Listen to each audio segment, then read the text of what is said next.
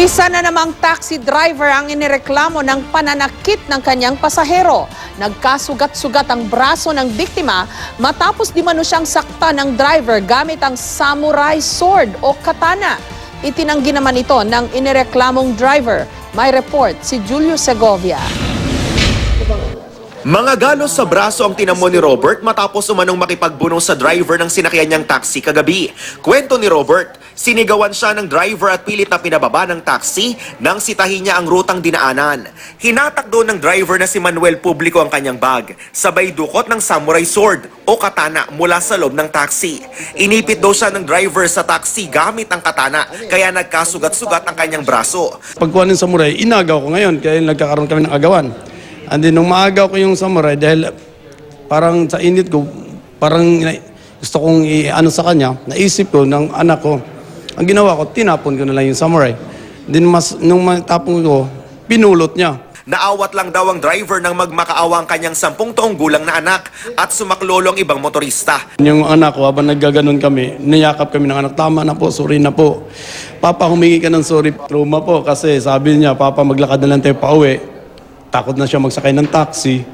Hindi naplakahan ni Robert ang taxi pero nakuha niya ang ID ng driver. Kanina, ipinatawag ng LTFRB ang driver ng taxi na todo tanggi sa aligasyon. Po, hindi ako hihingi ng tawad. Talagang nagsisinungaling po yun. Paano kayo magdadala ng gano'n? Magbawal po sa amin yan.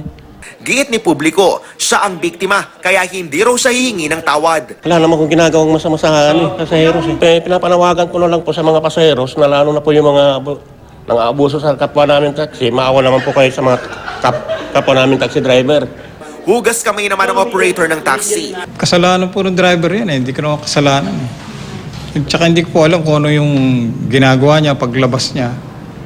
Wala po akong control doon. Pero ayon sa LTFRB, may pananagutan din ng operator. Lumalabas na wala siyang sariling garahe, pinauuwi niya yung taxi niya doon sa kanyang driver. E paano niya na susupervise na maayos yun? Pangalawa, ang basihan niya ng pagkuha ng driver dahil kaibigan. Inirekomenda na ng LTFRB sa LTO na tuluyan ng kansilahin ang lisensya ng driver. Ayon sa isang Transportation and Public Utilities Law professor, may habol lahat ng pasaherong naaabuso ng mga taxi driver at operator. Under the Civil Code, common carriers are bound to carry their passengers safely as far as human care and foresight can provide, using the utmost diligence of very cautious persons with due regard for all the circumstances. Maaaring sampahan ng kasong kriminal at administratibo ang mga abusadong driver. Pero ang problema, maraming commuter ang hindi nakakaalam sa batas na pumaprotekta sa kanilang karapatan.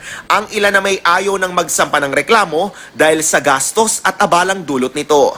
Perhaps it is time now to have for Congress to provide or establish a different venue for victims of common carriers, so yung mga pampublikong sasakyan, to pursue claims for damages. Julio Segovia, GMA News.